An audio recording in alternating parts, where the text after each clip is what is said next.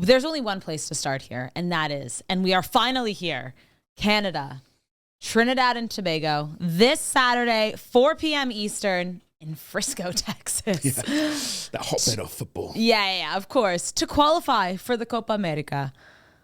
No Jonathan Osorio because he's out to injury. So we were talking about that a few weeks ago, I remember. Mm-hmm. And who would be the captain, I guess. Not Ozo. Not Ozo, but, that's a big loss for them. But it's finally here. Are the nerves starting to I can't help, whenever I think about this game, all I think about is Leo Messi. Oh, God, which is stupid because obviously he does transcend the sport. Right? Don't you dare. But it's like the winner of this match not just qualifies for Copa, but opens up Copa against Messi and Argentina. Yeah. Which for a team like Canada, we just haven't had that before, right? It's just it would be such a massive benchmark moment, I think, for the sport in this country. And who cares about the result? Not going to win that game. Yeah. Although Chile and Peru could be interesting, Could be interesting. But yeah, it's a massive game. So yeah, I am a little bit nervous, actually. I really am for a qualification for, a kind of bastardized Copa America being played in the States. Yep. But probably a sign of things to come. Yeah. I mean, I would love them to kind of mold Gold Cup and Copa America together at some point. Just have a Americas tournament, which is kind of what this is, really, given the number of berths, right? Yeah. But yeah, it's incredible, isn't it? So much pressure. Since the World Cup, it's been really disappointing for Canada. So this team owes its fans, I think, a fair amount. And man, if they can get through a pretty tricky Trinidad team, that's going to be special. Yeah, it is. I mean, because I think, like you mentioned, they're already going into a group with Lionel Messi and Argentina, but even Chile and Peru as well. These are massive soccer nations. They're going into one of the toughest groups. Like this is a massive group here. So you're getting to play against some of the biggest teams in football. Maybe Peru not so much anymore, and Chile kind of fallen off that golden era. But only not too long ago was Chile, the top team in South America. And so there's so many storylines, and it would just be so good for them to just get those 3 games, because I will be honest, I don't see them advancing out of this group. But that doesn't mean that I don't want to see them go and play these teams and get that experience. Don't you think can't you see them getting something out of a Peru match? Potentially and a Peru match. I think Chile will make sure they're no longer walking in order to get a W. They are an aggressive team. Yeah, but Canada can be that way as well. They like getting into a street fight. Let's not compare a Canadian aggression to a South American aggression. Well, one's they literally call Gary Medel. One's within the rules, one's outside the rule book. Listen, you got to do what you got to do. They call Gary Medel the pit bull for a reason. Is he still playing? How old is he now? Well, that's the thing. It's the last time all these guys, Alexis Sanchez, Arturo Vidal. Oh my God. You see, it's gonna go cleans up. For Chilean fans out there, this is a goodbye. Oh, and yeah, right? they're going farewell nuts. tournament, I think. Mm-hmm. And Vidal being such a fun player to watch over the years, one of my favorites too. Yeah, he could be a complete bastard on the pitch for sure. But it was almost unfair to judge him as being just that, because he was so much more than that. He was fantastic, a highly skilled footballer. What a player he was. Is yeah. Well, we'll see. Not quite as much perhaps anymore, but I mean, what's the average age of that team? It's got to be. How old are you? Not that old.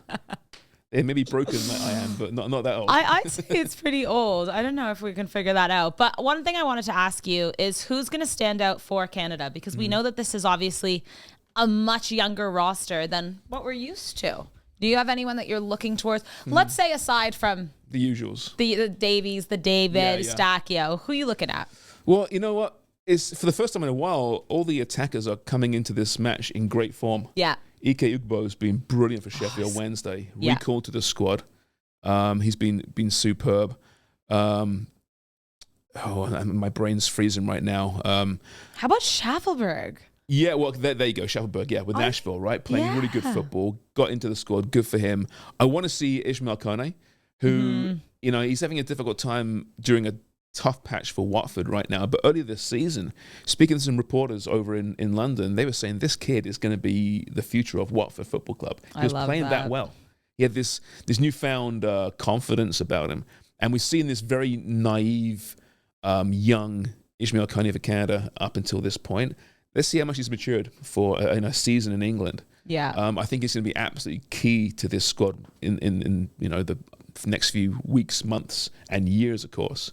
So let's see how he operates, maybe beside an Estacio or someone. I think that's going to be really exciting for me. Yeah, I agree. I think so too. Just really quickly, Chile's average age is actually, and we owe them an apology, 28. But that's old though.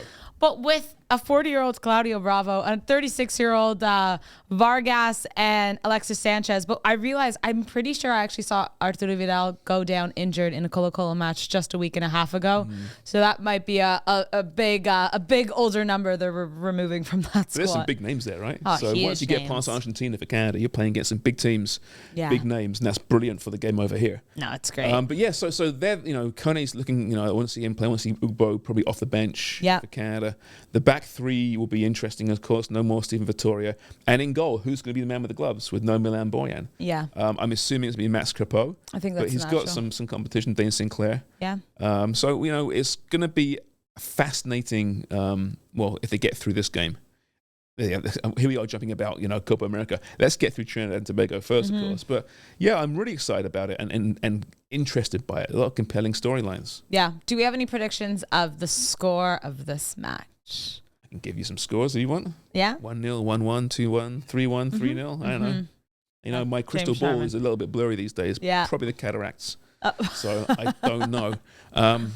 No, you know what? I think Canada's going to win this game. The odds, was it minus 1,100 on Sports Interaction? Sports Interaction has Canada at minus 1,000. And Trinidad and Tobago plus 1,450. Now, listen, I understand Canada are the favorites, but this seems a little disrespectful. A little bit. Trinidad did beat the States. It's a one-off game. That's what I don't think people are This is not two legs. This is one day, one game. That's it. What do you think? I mean, it could be 1-0, it could be 5-1, it could be 6-0. Well, it's such a difficult one to call. No, it is. My Pararia pick of the week actually happens to be, I'm going for both teams to score here because I think Canada will win. I could see a 3-1 maybe. I could see a couple guys on Canada scoring. I think Canada will win this game. I think they'll win it in regular time. But knowing that this is a knockout match, knowing that this is all Trinidad have to play for as well, and they're going to want to win, knowing that it's also not in a place like Toronto where it's snowing today and cold.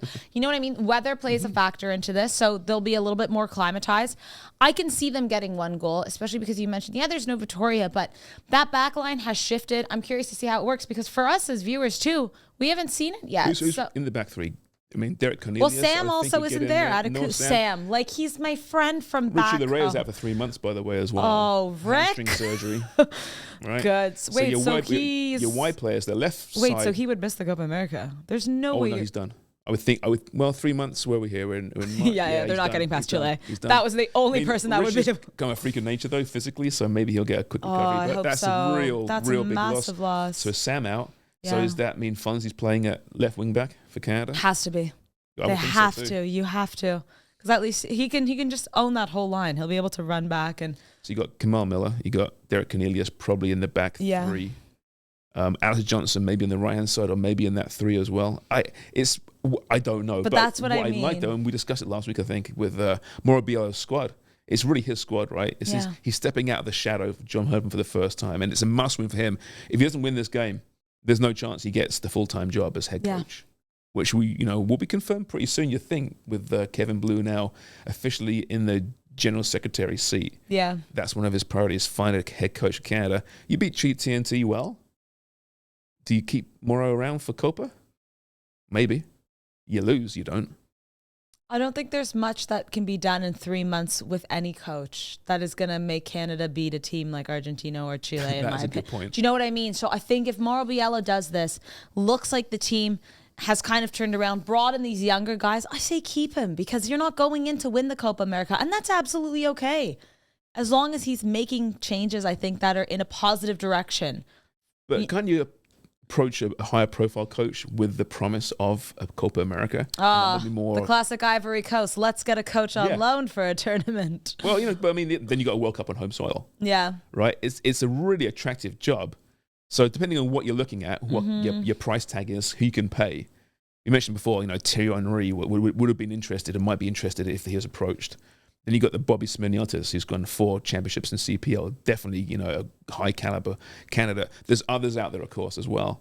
If you can say to whoever it's going to be, you have Copa America, and then you have a Gold Cup, and then you got a World Cup on home soil. that's pretty tempting, right? Yeah. So you got to make your mind up pretty soon. And Morabito, if he wins against TNT, then he is fully deserving of at least a real hard look from Canada Soccer to get that job full time. Yeah. Well, it's fair to say we'll all be watching Saturday's match. Really quickly before we move on, how do you feel about the jerseys? I like him. I know. Okay. God damn it! Social media. People care too much about this kind of stuff, don't they? I didn't. I'll be honest. I didn't really look too much into what Social said. I just looked at the jerseys. So what do you think? I think they're pretty grim. But really, you're not a big fan? They're just so plain, and we've had it's like we couldn't do anything. Shirts, don't you? I don't know. Like it just looks like we just stuck on the badge and stuck on the Nike, and it was like good. No, so, okay, the away kit's better than the home kit, right? The I like stripes. I like the stripes. Yeah. 13 of them, right, representing the 10 provinces and the 3 regional territories. So it There's actually a reason means for that. okay. Yeah.